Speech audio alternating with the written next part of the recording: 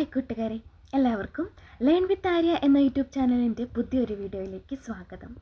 ഇന്ന് നമ്മൾ LGS പരീക്ഷയ്ക്ക് ഇമ്പോർട്ടൻ്റ് ആയിട്ട് നോക്കേണ്ട 7ാം ക്ലാസ്സിലെ പുതിയ SCERT ചാപ്റ്ററിലെ 6ാമത്തെ പാഠഭാഗമായ ഇന്ത്യൻ ഉപഭൂഖണ്ഡം എന്ന പാഠഭാഗമാണ് നോക്കാൻ പോകുന്നത്.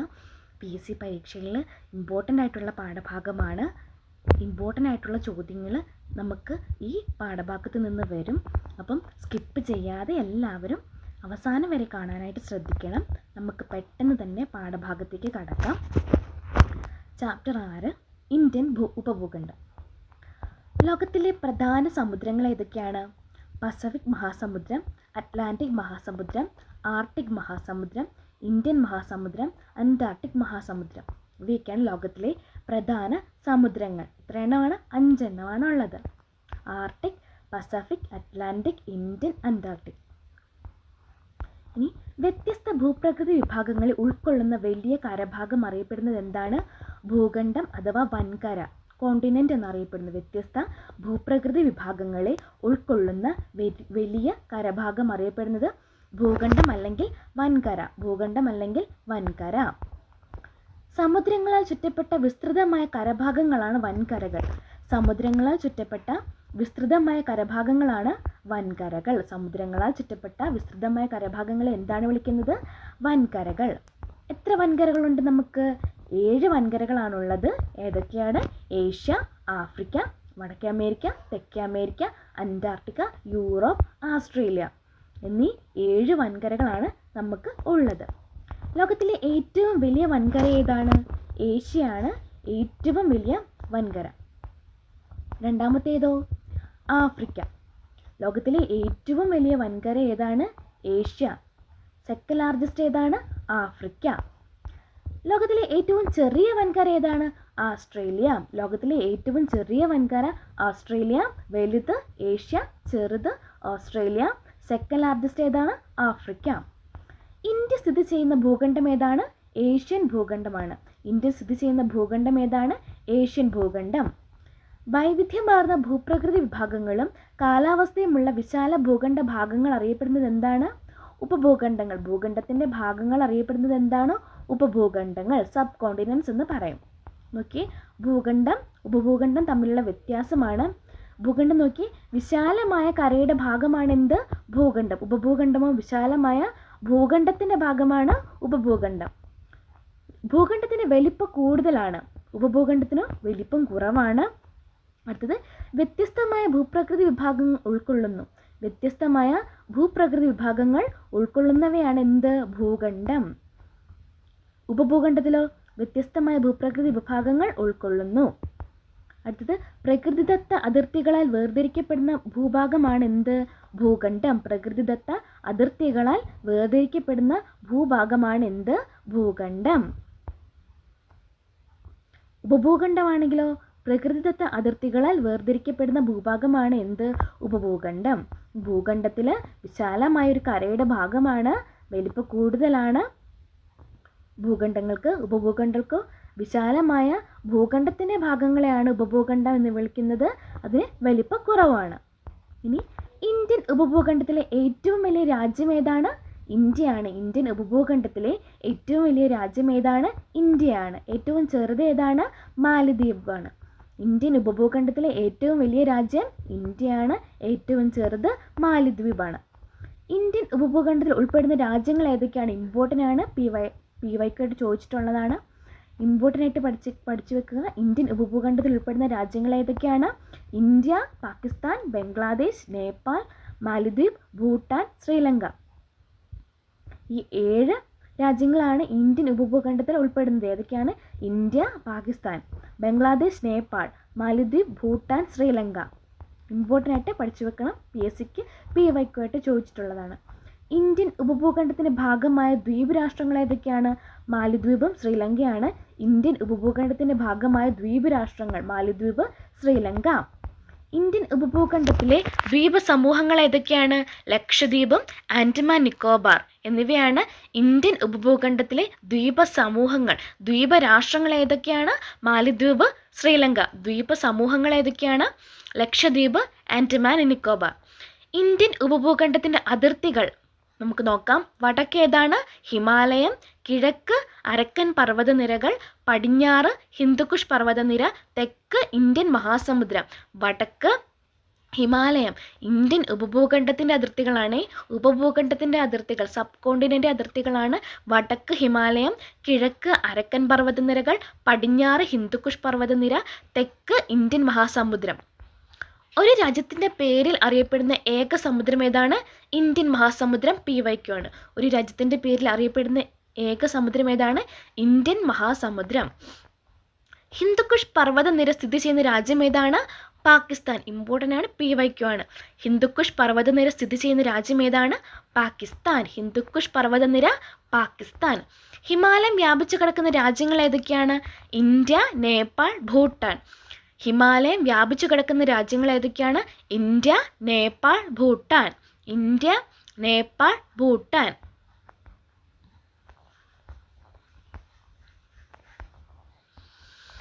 ഇന്ത്യ, നേപ്പാൾ, ഭൂട്ടാൻ. ബിൻ എന്നോർത്താൽ മതി. ഭൂട്ടാൻ, ഇന്ത്യ, നേപ്പാൾ. ബിൻ. ഹിമാലയം വ്യാപിച്ചു കിടക്കുന്ന രാജ്യങ്ങൾ BIN. Bhutan, India, Nepal. Okay. ലോകത്തിലെ ഏറ്റവും ഉയരമേറിയ കൊടുമുടികൾ സ്ഥിതി ചെയ്യുന്ന പർവ്വതനിര ഏതാണ്? ഹിമാലയമാണ്. ലോകത്തിലെ ഏറ്റവും ഉയരമേറിയ കൊടുമുടികൾ സ്ഥിതി ചെയ്യുന്ന പർവ്വതനിര ഏതാണ്? ഹിമാലയം. ഇമ്പോർട്ടൻ്റ് ആണ്, ഓർത്ത് വെക്കണം. ലോകത്തിലെ ഏറ്റവും വലിയ കൊടുമുടിയായ മൗണ്ട് എവറസ്റ്റ് സ്ഥിതി ചെയ്യുന്ന രാജ്യം ഏതാണ്? നേപ്പാളാണ്. മൗണ്ട് എവറസ്റ്റ് സ്ഥിതി ചെയ്യുന്ന രാജ്യം നേപ്പാൾ. ലോകത്തിലെ ഏറ്റവും വലിയ കൊടുമുടി ഏതാണ്? Mount Everest. എവിടെ സ്ഥിതി ചെയ്യുന്നു? നേപ്പാൾ. ഇമ്പോർട്ടൻ്റ് ആണ്, PYQ ആണ്. മൗണ്ട് എവറസ്റ്റ് സ്ഥിതി ചെയ്യുന്നത് ഹിമാലയ നിരകളിലാണ്. മൗണ്ട് എവറസ്റ്റ് എവിടെയാണ് സ്ഥിതി ചെയ്യുന്നത്? നേപ്പാളിലെ ഹിമാലയ നിരകളിലാണ്. അടുത്തത്, ഏഷ്യ ഭൂഖണ്ഡത്തിൻ്റെ തെക്ക് ഭാഗത്തെ മറ്റു ഭാഗങ്ങളിൽ നിന്നും ഭൂമിശാസ്ത്രപരമായി വേർതിരിക്കുന്നത് ഏതാണ്?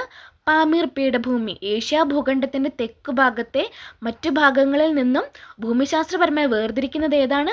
പാമീർ പീഠഭൂമിയാണ്. ലോകത്തിൻ്റെ മേൽക്കൂര എന്നറിയപ്പെടുന്നത് ഏതാണ്? പാമീർ പീഠഭൂമിയാണ്. PYQ ആണ്. ഇമ്പോർട്ടൻ്റ് ആണ്. ലോകത്തിൻ്റെ മേൽക്കൂര പാമീർ പീഠഭൂമി. ലോകത്തിൻ്റെ മേൽക്കൂര പാമീർ പീഠഭൂമി. പാമീർ പീഠഭൂമി സ്ഥിതി ചെയ്യുന്ന രാജ്യം ഏതാണ്? താജിക്കിസ്ഥാൻ. പാമീർ പീഠഭൂമി സ്ഥിതി ചെയ്യുന്ന രാജ്യം താജിക്കിസ്ഥാനാണ്. താജിക്കിസ്ഥാൻ.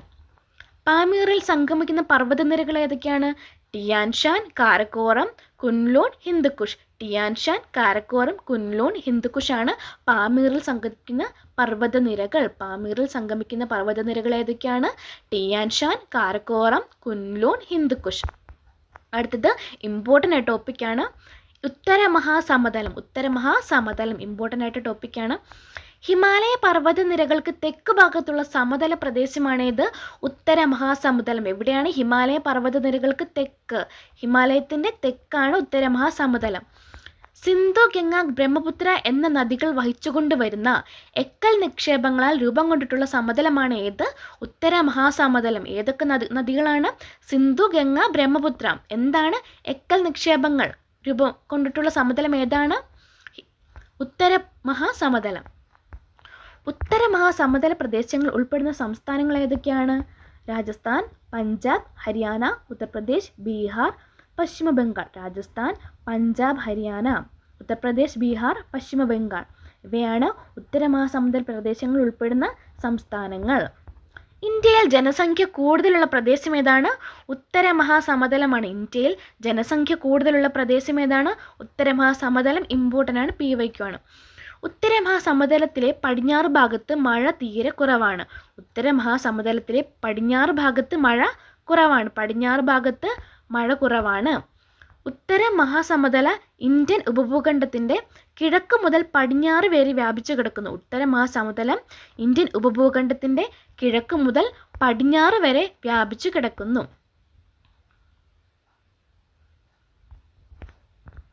അടുത്തത്, ഉത്തര മഹാസമതലങ്ങളുടെ സവിശേഷതകൾ എന്തൊക്കെയാണ്?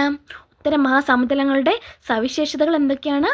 ഫലഭൂയിഷ്ഠമായ മണ്ണ്, നിരപ്പാർന്ന ഭൂപ്രദേശം, നദികളാൽ ജലസമൃദ്ധം, ജനനിബിഡം. ഇവയൊക്കെയാണ് ഉത്തര മഹാസമതലങ്ങളുടെ സവിശേഷതകൾ. ഫലഭൂയിഷ്ഠമായ മണ്ണ്, നിരപ്പാർന്ന ഭൂപ്രദേശം, നദികളാൽ ജലസമൃദ്ധം, ജനനിബിഡം.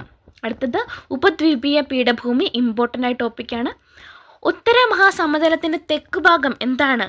ഉപദ്വീപീയ പീഠഭൂമിയാണ്. ഉത്തര മഹാസമതലത്തിൻ്റെ തെക്ക് ഭാഗമാണ് ഉപദ്വീപീയ പീഠഭൂമി. ഉത്തര മഹാസമതലത്തിനും തീരപ്രദേശത്തിനും ഇടയിലാണ് ഉപദ്വീപീയ പീഠഭൂമി സ്ഥിതി ചെയ്യുന്നത്? ഉത്തരമഹാസമുദ്രത്തിനും തീരപ്രദേശത്തിനും ഇടയിൽ സ്ഥിതി ചെയ്യുന്നു. ഉപദ്വീപീയ പീഠഭൂമിയുടെ ആകൃതി ഇമ്പോർട്ടൻ്റ് ആണ്, ത്രികോണം. ഉപദ്വീപീയ പീഠഭൂമിയുടെ ആകൃതി എന്താണ്? ത്രികോണം, ഇമ്പോർട്ടൻ്റ് ആണ്. ഉപദ്വീപീയ പീഠഭൂമിയുടെ വടക്ക് പടിഞ്ഞാറായി ഇന്ത്യയിലും പാകിസ്ഥാനിലും വ്യാപിച്ചു കിടക്കുന്ന വരണ്ട ഭൂപ്രദേശം ഏതാണ്? ഥാർ മരുഭൂമി. ഉപദ്വീപീയ പീഠഭൂമിയുടെ വടക്ക് പടിഞ്ഞാറായി ഇന്ത്യയിലും പാകിസ്ഥാനിലും വ്യാപിച്ചു കിടക്കുന്ന വരണ്ട ഭൂപ്രദേശം ഏതാണ്? ഥാർ മരുഭൂമി. ഇന്ത്യയിലും പാകിസ്ഥാനിലും വ്യാപിച്ചു കിടക്കുന്ന വരണ്ട ഭൂപ്രദേശം ഏതാണ്? ഥാർ മരുഭൂമി. ഉപദ്വീപീയ പീഠഭൂമിയുടെ ഭാഗമായ പർവ്വതനിരകൾ ഏതൊക്കെയാണ്? വിന്ധ്യ, സത്പുര, ആരവല്ലി, പശ്ചിമഘട്ടം, പൂർവ്വഘട്ടം. ഉപദ്വീപീയ പീഠഭൂമിയുടെ ഭാഗമായ പർവ്വതനിരകൾ ഏതൊക്കെയാണ്? വിന്ധ്യ, സത്പുര, ആരവല്ലി, പശ്ചിമഘട്ടം, പൂർവ്വഘട്ടം. ഇനി ഉപദ്വീപീയ പീഠഭൂമിയുടെ ഏറ്റവും ഉയരം കൂടിയ ഭാഗം ഏതാണ്? ആനമുടി, ഇമ്പോർട്ടൻ്റ് ആണ്, PYQ ആണ്. ഉപദ്വീപീയ പീഠഭൂമിയുടെ ഏറ്റവും ഉയരം കൂടിയ ഭാഗം ഏതാണ്? ആനമുടി. എത്രയാണ് ഉയരം? 2695 മീറ്റർ ഉയരമാണ് ആനമുടിക്ക്. ഇമ്പോർട്ടൻ്റ് ആണ്, PYQ ആയിട്ട് ചോദിച്ചിട്ടുള്ള ചോദ്യമാണ്. അടുത്തത്, ഉപദ്വീപീയ പീഠഭൂമിയുടെ ഭാഗമായ സംസ്ഥാനങ്ങൾ ഏതൊക്കെയാണ്? മധ്യപ്രദേശ്, ജാർഖണ്ഡ്, ഛത്തീസ്ഗഡ് എന്നീ സംസ്ഥാനങ്ങളും കർണാടക, തമിഴ്നാട്, രാജസ്ഥാൻ, ആന്ധ്രാപ്രദേശ്, ഒഡീഷ, പശ്ചിമ ബംഗാൾ എന്നീ സംസ്ഥാനങ്ങളിലെ ചില പ്രദേശങ്ങളുമാണ് ഉപദ്വീപീയ പീഠഭൂമിയുടെ ഭാഗമായ സംസ്ഥാനങ്ങൾ. ഇനി തീരസമതലങ്ങൾ നമുക്ക് നോക്കാം. ഇന്ത്യയിലെ കടൽ തീരത്തിൻ്റെ നീളം എത്രയാണ്? 6100 കിലോമീറ്റർ. ഇന്ത്യയിലെ കടൽ തീരത്തിൻ്റെ നീളം 6100 കിലോമീറ്റർ. ബംഗാൾ ഉൾക്കടലിനോട് ചേർന്ന തീരപ്രദേശം ഏതാണ്? കിഴക്കൻ തീരമാണ്. ബംഗാൾ ഉൾക്കടലിനോട് ചേർന്ന തീരപ്രദേശം കിഴക്കൻ തീരം. അറബിക്കടലിനോട് ചേർന്ന തീരപ്രദേശം ഏതാണ്? പടിഞ്ഞാറൻ തീരം. അറബിക്കടലിനോട് ചേർന്ന തീരപ്രദേശം ഏതാണ്? പടിഞ്ഞാറൻ തീരം. പടിഞ്ഞാറൻ തീരസമതലത്തിൻ്റെ വീതി കിഴക്കൻ തീരത്തെ അപേക്ഷിച്ച് കുറവാണ്. പടിഞ്ഞാറൻ തീരസമതലത്തിൻ്റെ വീതി കിഴക്കൻ തീരത്തെ അപേക്ഷിച്ച് വളരെ കുറവാണ്. വീതി കുറവാണ്. എവിടെ? പടിഞ്ഞാറൻ തീരസമതലം. വീതി കുറവാണ്. പടിഞ്ഞാറൻ തീരസമതലത്തിലെ പ്രധാന കൃഷി ഇനങ്ങൾ ഏതൊക്കെയാണ്? നെല്ലും തെങ്ങുമാണ് പടിഞ്ഞാറൻ തീരസമതലത്തിലെ പ്രധാന കൃഷി ഇനങ്ങൾ. ഇനി കിഴക്കൻ തീരസമതലത്തിൽ ജനങ്ങളുടെ പ്രധാന തൊഴിൽ ഏതാണ്? മത്സ്യബന്ധനമാണ്. ഇന്ത്യൻ ഉപഭൂഖണ്ഡത്തിന് ദൈർഘ്യമേറിയ തീരപ്രദേശമാണുള്ളത്. ഇന്ത്യൻ ഉപഭൂഖണ്ഡത്തിന് ദൈർഘ്യമേറിയ തീരപ്രദേശമാണുള്ളത്. അടുത്ത് നോക്കിയേ, കാലാവസ്ഥ. കാലാവസ്ഥയെ സ്വാധീനിക്കുന്ന ഘടകങ്ങൾ ഏതൊക്കെയാണ്? ഇമ്പോർട്ടൻ്റ് ആണ്, PYQ ആയിട്ട് ചോദിച്ചിട്ടുള്ളതാണ്. കാലാവസ്ഥയെ സ്വാധീനിക്കുന്ന ഘടകങ്ങൾ: അക്ഷാംശസ്ഥാനം, സമുദ്രനിരപ്പിൽ നിന്നുള്ള ഉയരം, ഭൂപ്രകൃതി, സമുദ്രത്തിൻ്റെ സാമീപ്യം, കാറ്റ്. അക്ഷാംശസ്ഥാനം, സമുദ്രനിരപ്പിൽ നിന്നുള്ള ഉയരം, ഭൂപ്രകൃതി, സമുദ്രത്തിൻ്റെ സാമീപ്യം, കാറ്റ്. ഇവയൊക്കെയാണ് കാലാവസ്ഥയെ സ്വാധീനിക്കുന്ന ഘടകങ്ങൾ. ഇമ്പോർട്ടൻ്റ് ആണ്, PYQ ആയിട്ട് ചോദിച്ചിട്ടുള്ള ചോദ്യമാണ്. അക്ഷാംശസ്ഥാനം, സമുദ്രനിരപ്പിൽ നിന്നുള്ള ഉയരം, ഭൂപ്രകൃതി, സമുദ്രത്തിൻ്റെ സാമീപ്യം, കാറ്റ്. അടുത്തത്, ഉത്തരായന രേഖയ്ക്ക് വടക്ക് ഭാഗത്തെ കാലാവസ്ഥ അറിയപ്പെടുന്നത് എന്താണ്? മിതോഷ്ണ കാലാവസ്ഥ. ഉത്തരായന രേഖയ്ക്ക് വടക്ക് മിതോഷ്ണ കാലാവസ്ഥയാണ്. ഉത്തരായന രേഖയ്ക്ക് വടക്ക് മിതോഷ്ണ കാലാവസ്ഥയാണ്. എന്നാൽ തെക്ക് ഭാഗത്തോ അത് ഉഷ്ണ കാലാവസ്ഥയാണ്. ഉത്തരായന രേഖയുടെ തെക്ക് ഭാഗം ഉഷ്ണകാലാവസ്ഥയും വടക്ക് ഭാഗം മിതോഷ്ണ കാലാവസ്ഥയുമാണ്. അടുത്തത്, ഈർപ്പവാഹിയായ കാറ്റിൻ്റെ ദിശയ്ക്ക് അഭിമുഖമായി നിൽക്കുന്ന പർവ്വതങ്ങൾ കാറ്റിനെ തടഞ്ഞു നിർത്തി മഴ പെയ്യിക്കുന്നു. ഈർപ്പവാഹിയായ കാറ്റിൻ്റെ ദിശയ്ക്ക് അഭിമുഖമായി നിൽക്കുന്ന പർവ്വതങ്ങൾ കാറ്റിനെ തടഞ്ഞു നിർത്തി മഴ പെയ്യിക്കുന്നു. സഹ്യപർവ്വത നിരയുടെ പടിഞ്ഞാറേ ചെരിവായ കേരളത്തിൽ മഴയുടെ അളവ് കൂടുതലാണ്. സഹ്യപർവ്വത നിരയുടെ പടിഞ്ഞാറേ ചെരിവായ കേരളത്തിൽ മഴയുടെ അളവ് കൂടുതലാണ്. സഹ്യപർവ്വത നിരയുടെ കിഴക്കേ ചെരിവായ തമിഴ്നാട്ടിൽ മഴ കുറവാണ്. അപ്പോൾ സഹ്യപർവ്വത നിരയുടെ പടിഞ്ഞാറേ ചെരിവ് എവിടെയാണ്? കേരളമാണ്. അവിടെ മഴയുടെ അളവ് കൂടുതലാണ്. സഹ്യപർവ്വത നിരയുടെ കിഴക്കേ ചെരിവ് തമിഴ്നാടാണ്. അവിടെ മഴ കുറവാണ്. മലനിരകളുടെ സാന്നിധ്യം കൊണ്ട് മഴ കുറവായ പ്രദേശങ്ങൾ അറിയപ്പെടുന്നത് എന്താണ്? മഴനിഴൽ പ്രദേശങ്ങൾ. മലനിരകളുടെ സാന്നിധ്യം കൊണ്ട് മഴ കുറവായ പ്രദേശങ്ങൾ അറിയപ്പെടുന്നത് ഏത് പേരിലാണ്? മഴനിഴൽ പ്രദേശങ്ങൾ. കേരളത്തിലെ മഴനിഴൽ പ്രദേശം ഏതാണ്? ചിന്നാറാണ്. ഇടുക്കി ജില്ലയിൽ സ്ഥിതി ചെയ്യുന്ന ചിന്നാറാണ് കേരളത്തിലെ മഴനിഴൽ പ്രദേശം. ചിന്നാർ, ഇടുക്കി. ഇനി അടുത്തത്, ഇന്ത്യയിലെ ഏറ്റവും പഴക്കമേറിയ മടക്ക് പർവ്വതം ഏതാണ്? ആരവല്ലി. ഇമ്പോർട്ടൻ്റ് ആണ്, PYQ ആണ്. ഇന്ത്യയിലെ ഏറ്റവും പഴക്കമേറിയ മടക്ക് പർവ്വതം ഏതാണ്? ആരവല്ലി. ഇമ്പോർട്ടൻ്റ് ആണ്. സമുദ്രത്തോട് ചേർന്ന് കിടക്കുന്ന പ്രദേശങ്ങളിൽ അനുഭവപ്പെടുന്ന കാലാവസ്ഥ ഏത് തരം കാലാവസ്ഥയാണ്? ആർദ്ര കാലാവസ്ഥയാണ്. സമുദ്രത്തോട് ചേർന്ന് കിടക്കുന്ന പ്രദേശങ്ങളിൽ അനുഭവപ്പെടുന്ന കാലാവസ്ഥ ആർദ്ര കാലാവസ്ഥ. ഇനി സമുദ്രത്തിൽ നിന്നും അകലെ സ്ഥിതി ചെയ്യുന്ന പ്രദേശങ്ങളിൽ അനുഭവപ്പെടുന്ന കാലാവസ്ഥ ഏതാണ്? വരണ്ട കാലാവസ്ഥ. സമുദ്രത്തിൽ നിന്നും അകലെ സ്ഥിതി ചെയ്യുന്ന പ്രദേശങ്ങളിൽ അനുഭവപ്പെടുന്ന കാലാവസ്ഥ ഏതാണ്? വരണ്ട കാലാവസ്ഥ. അടുത്തത്, ഇന്ത്യൻ ഭൂഖണ്ഡത്തിലെ കാലാവസ്ഥ പൊതുവെ അറിയപ്പെടുന്നത് എന്താണ്? മൺസൂൺ കാലാവസ്ഥയാണ്. ഇന്ത്യൻ ഭൂഖണ്ഡത്തിലെ കാലാവസ്ഥ അറിയപ്പെടുന്നത് ഏത് പേരിലാണ്? മൺസൂൺ കാലാവസ്ഥ. ഋതുക്കൾ എന്നർത്ഥം വരുന്ന മൗസിം എന്ന അറബ് പദത്തിൽ നിന്നാണ് മൺസൂൺ എന്ന വാക്കു രൂപപ്പെട്ടത്. എന്താണ്?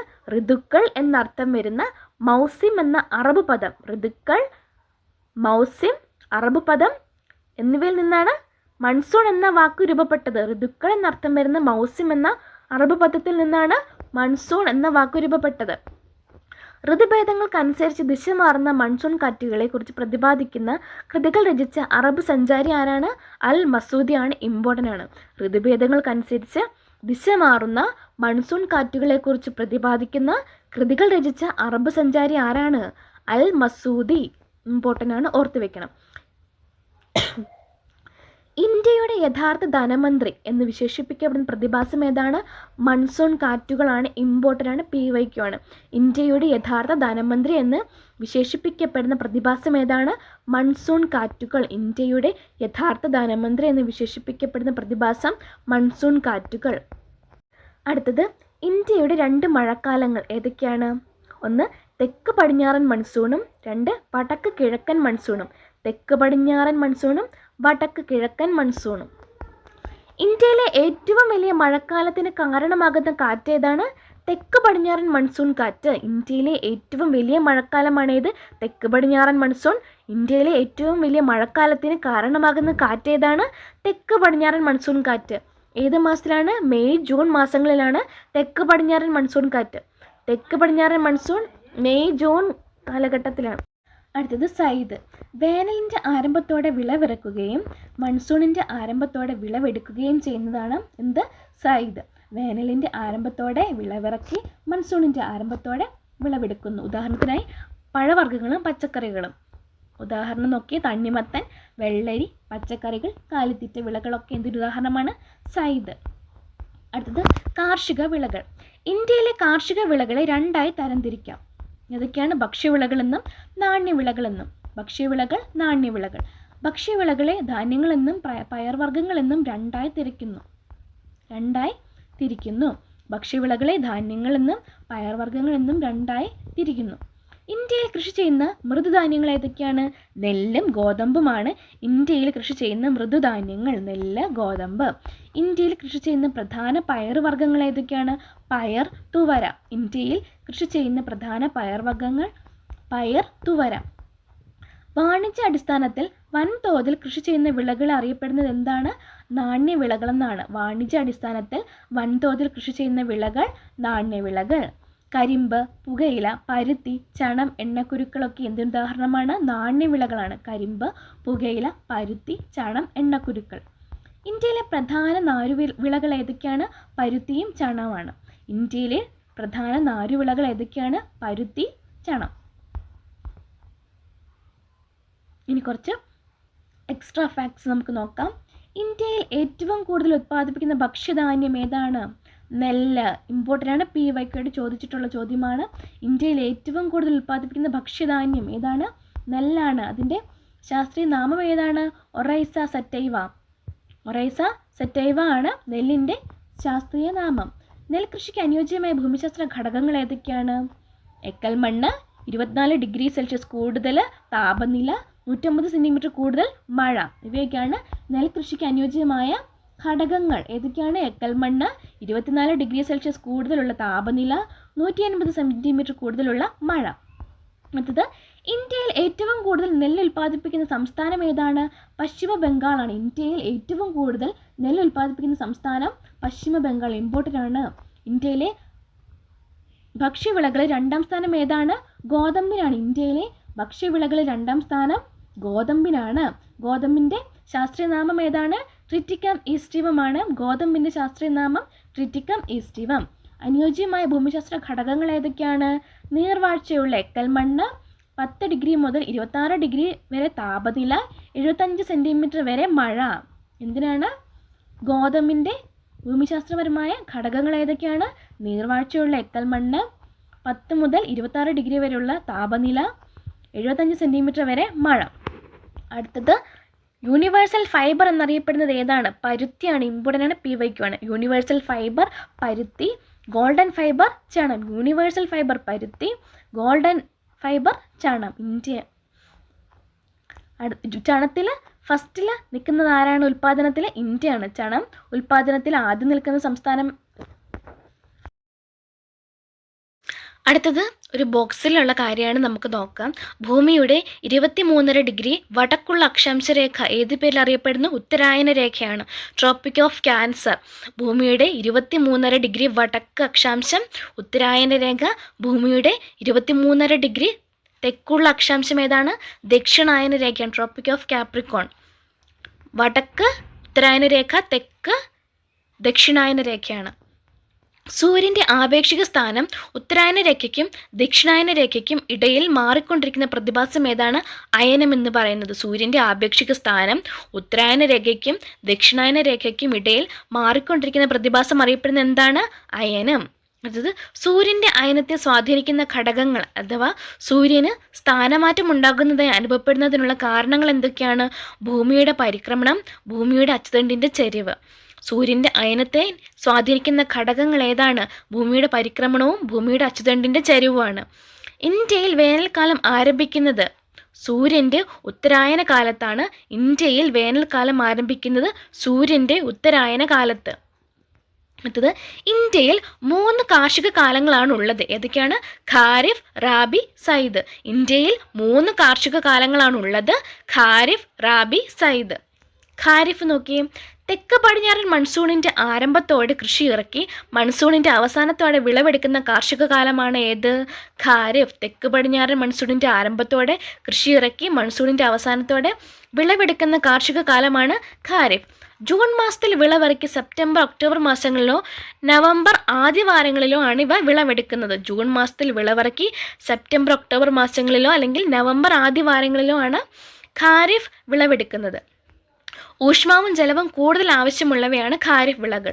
ഊഷ്മാവും ജലവും കൂടുതൽ ആവശ്യമുള്ളവയാണ് ഖാരിഫ് വിളകൾ. ഉദാഹരണം നോക്കിയാൽ ഇമ്പോർട്ടൻ്റ് ആണ്. നെല്ല്, പരുത്തി, ചണം, ചോളം, ബജ്ര, തുവര, ജോവർ, സോയാബീൻ, കരിമ്പ്, നിലക്കടല, തിനവിളകളൊക്കെ എന്തിനുദാഹരണമാണ്? ഖാരിഫ് വിള. നെല്ല്, പരുത്തി, ചണം, നിലക്കടല, തിന വിളകളൊക്കെ ഇമ്പോർട്ടൻ്റ് ആയിട്ടുള്ള ഖാരിഫ് വിളകളാണ്. ചോദിച്ചിട്ടുള്ളതാണ്, PYQ ആണ്. ഓക്കെ. അടുത്തത് റാബി. ശൈത്യകാലത്തിൻ്റെ ആരംഭത്തോടെ വിളവിറക്കുകയും വേനലിൻ്റെ ആരംഭത്തോടെ വിളവെടുക്കുകയും ചെയ്യുന്നു. ശൈത്യകാലത്തിൻ്റെ ആരംഭത്തോടെ വിളവിറക്കുകയും വേനലിൻ്റെ ആരംഭത്തോടെ വിളവെടുക്കുകയും ചെയ്യുന്നതാണ് റാബി. ഒക്ടോബർ മുതൽ നവംബർ, ഒക്ടോബർ നവംബറിലാണ് വിളവ് ഇറക്കുന്നത്. ഒക്ടോബർ നവംബറിൽ വിളവിറക്കി മാർച്ചിൽ വിളവെടുപ്പ്. മാർച്ച് വിളവെടുപ്പ്. ഇതിലാണ് റാബിക്ക്. ഉദാഹരണം ഏതൊക്കെയാണ്? ഗോതമ്പ്, പയർവർഗ്ഗങ്ങൾ, കടുക്, പുകയില, ബാർലി. ഗോതമ്പ്, പയർവർഗ്ഗങ്ങൾ, കടുക്, പുകയില, ബാർലി. അടുത്തത് സയ്ദ്. വേനലിൻ്റെ ആരംഭത്തോടെ വിളവിറക്കുകയും മൺസൂണിൻ്റെ ആരംഭത്തോടെ വിളവെടുക്കുകയും ചെയ്യുന്നതാണ് എന്ത്? സയ്ദ്. വേനലിൻ്റെ ആരംഭത്തോടെ വിളവിറക്കി മൺസൂണിൻ്റെ ആരംഭത്തോടെ വിളവെടുക്കുന്നു. ഉദാഹരണത്തിനായി പഴവർഗ്ഗങ്ങളും പച്ചക്കറികളും. ഉദാഹരണം നോക്കി, തണ്ണിമത്തൻ, വെള്ളരി, പച്ചക്കറികൾ, കാലിത്തീറ്റ വിളകളൊക്കെ എന്തൊരു ഉദാഹരണമാണ്? സയ്ദ്. അടുത്തത് കാർഷിക വിളകൾ. ഇന്ത്യയിലെ കാർഷിക വിളകളെ 2ആയി തരംതിരിക്കാം. ഏതൊക്കെയാണ്? ഭക്ഷ്യവിളകളെന്നും നാണ്യവിളകളെന്നും. ഭക്ഷ്യവിളകൾ, നാണ്യവിളകൾ. ഭക്ഷ്യവിളകളെ ധാന്യങ്ങളെന്നും പയർവർഗ്ഗങ്ങളെന്നും 2ആയി തിരിക്കുന്നു. ഭക്ഷ്യവിളകളെ ധാന്യങ്ങളെന്നും പയർവർഗ്ഗങ്ങളെന്നും 2ആയി തിരിക്കുന്നു. ഇന്ത്യയിൽ കൃഷി ചെയ്യുന്ന മൃദുധാന്യങ്ങൾ ഏതൊക്കെയാണ്? നെല്ലും ഗോതമ്പുമാണ് ഇന്ത്യയിൽ കൃഷി ചെയ്യുന്ന മൃദുധാന്യങ്ങൾ. നെല്ല്, ഗോതമ്പ്. ഇന്ത്യയിൽ കൃഷി ചെയ്യുന്ന പ്രധാന പയറുവർഗ്ഗങ്ങൾ ഏതൊക്കെയാണ്? പയർ, തുവര. ഇന്ത്യയിൽ കൃഷി ചെയ്യുന്ന പ്രധാന പയർവർഗ്ഗങ്ങൾ പയർ, തുവര. വാണിജ്യ അടിസ്ഥാനത്തിൽ വൻതോതിൽ കൃഷി ചെയ്യുന്ന വിളകൾ അറിയപ്പെടുന്നത് എന്താണ്? നാണ്യവിളകളെന്നാണ്. വാണിജ്യ അടിസ്ഥാനത്തിൽ വൻതോതിൽ കൃഷി ചെയ്യുന്ന വിളകൾ നാണ്യവിളകൾ. കരിമ്പ്, പുകയില, പരുത്തി, ചണം, എണ്ണക്കുരുക്കളൊക്കെ എന്തുദാഹരണമാണ്? നാണ്യവിളകളാണ്. കരിമ്പ്, പുകയില, പരുത്തി, ചണം, എണ്ണക്കുരുക്കൾ. ഇന്ത്യയിലെ പ്രധാന നാരുവിളകൾ ഏതൊക്കെയാണ്? പരുത്തിയും ചണവുമാണ്. ഇന്ത്യയിലെ പ്രധാന നാരുവിളകൾ ഏതൊക്കെയാണ്? പരുത്തി, ചണം. ഇനി കുറച്ച് എക്സ്ട്രാ ഫാക്ട്സ് നമുക്ക് നോക്കാം. ഇന്ത്യയിൽ ഏറ്റവും കൂടുതൽ ഉത്പാദിപ്പിക്കുന്ന ഭക്ഷ്യധാന്യം ഏതാണ്? നെല്ല്. ഇമ്പോർട്ടൻ്റ് ആണ്, PYQ ചോദിച്ചിട്ടുള്ള ചോദ്യമാണ്. ഇന്ത്യയിൽ ഏറ്റവും കൂടുതൽ ഉത്പാദിപ്പിക്കുന്ന ഭക്ഷ്യധാന്യം ഏതാണ്? നെല്ലാണ്. അതിൻ്റെ ശാസ്ത്രീയ നാമം ഏതാണ്? Oryza sativa. ഒറൈസ സറ്റൈവ ആണ് നെല്ലിൻ്റെ ശാസ്ത്രീയ നാമം. നെൽകൃഷിക്ക് അനുയോജ്യമായ ഭൂമിശാസ്ത്ര ഘടകങ്ങൾ ഏതൊക്കെയാണ്? എക്കൽ മണ്ണ്, 24 ഡിഗ്രി സെൽഷ്യസ് കൂടുതൽ താപനില, 150 സെൻറ്റിമീറ്റർ കൂടുതൽ മഴ. ഇവയൊക്കെയാണ് നെൽകൃഷിക്ക് അനുയോജ്യമായ ഘടകങ്ങൾ. ഏതൊക്കെയാണ്? എക്കൽ മണ്ണ്, 24 ഡിഗ്രി സെൽഷ്യസ് കൂടുതലുള്ള താപനില, 150 സെൻറ്റിമീറ്റർ കൂടുതലുള്ള മഴ. അടുത്തത്, ഇന്ത്യയിൽ ഏറ്റവും കൂടുതൽ നെല്ല് ഉൽപ്പാദിപ്പിക്കുന്ന സംസ്ഥാനം ഏതാണ്? പശ്ചിമ ബംഗാളാണ്. ഇന്ത്യയിൽ ഏറ്റവും കൂടുതൽ നെല്ല് ഉൽപ്പാദിപ്പിക്കുന്ന സംസ്ഥാനം പശ്ചിമ ബംഗാൾ. ഇമ്പോർട്ടൻ്റ് ആണ്. ഇന്ത്യയിലെ ഭക്ഷ്യവിളകളിൽ 2ാം സ്ഥാനം ഏതാണ്? ഗോതമ്പിനാണ്. ഇന്ത്യയിലെ ഭക്ഷ്യവിളകളിൽ 2ാം സ്ഥാനം ഗോതമ്പിനാണ്. ഗോതമ്പിൻ്റെ ശാസ്ത്രീയ നാമം ഏതാണ്? ട്രിറ്റിക്കം ഈസ്റ്റിവം ആണ്. ഗോതമ്പിൻ്റെ ശാസ്ത്രീയ നാമം ട്രിറ്റിക്കം ഈസ്റ്റിവം. അനുയോജ്യമായ ഭൂമിശാസ്ത്ര ഘടകങ്ങൾ ഏതൊക്കെയാണ്? നീർവാഴ്ചയുള്ള എക്കൽ മണ്ണ്, 10 ഡിഗ്രി മുതൽ 26 ഡിഗ്രി വരെ താപനില, 75 സെൻറ്റിമീറ്റർ വരെ മഴ. എന്തിനാണ്? ഗോതമ്പിൻ്റെ ഭൂമിശാസ്ത്രപരമായ ഘടകങ്ങൾ ഏതൊക്കെയാണ്? നീർവാഴ്ചയുള്ള എക്കൽ മണ്ണ്, 10 മുതൽ 26 ഡിഗ്രി വരെയുള്ള താപനില, 75 സെൻറ്റിമീറ്റർ വരെ മഴ. അടുത്തത് ഇമ്പോർട്ടൻ്റ് ആയ ചോദ്യമാണ്. യൂണിവേഴ്സൽ ഫൈബർ എന്നറിയപ്പെടുന്നത് എന്താണ്? പരുത്തി. ഇമ്പോർട്ടൻ്റ് ആണ്, PYQ ആണ്.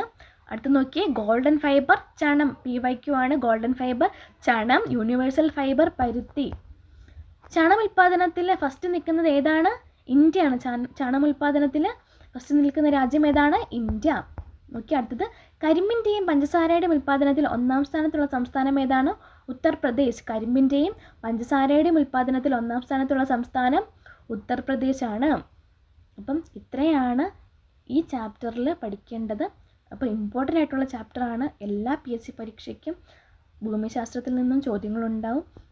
അപ്പോൾ ഇമ്പോർട്ടൻ്റ് ആയിട്ട് ഒരു ചാപ്റ്ററാണ് ഇത്. LGS പരീക്ഷയ്ക്ക് പ്രത്യേകിച്ചും ഇമ്പോർട്ടൻ്റ് ആയിട്ടുള്ള ചാപ്റ്ററാണ്. അപ്പോൾ എല്ലാവരും നോട്ടൊക്കെ എഴുതി ഇമ്പോർട്ടൻ്റ് ആയിട്ടുള്ള പോയിൻറ്റ്സ് നോട്ട് ചെയ്ത് തന്നെ പഠിക്കണം. അപ്പം പുതിയ ഒരു ക്ലാസ്സുമായിട്ട് നമുക്ക് വീണ്ടും കാണാം. വീഡിയോ ഉപകാരപ്പെട്ടെങ്കിൽ ലൈക്ക് ചെയ്യുക, ഷെയർ ചെയ്യുക, സബ്സ്ക്രൈബ് ചെയ്യുക.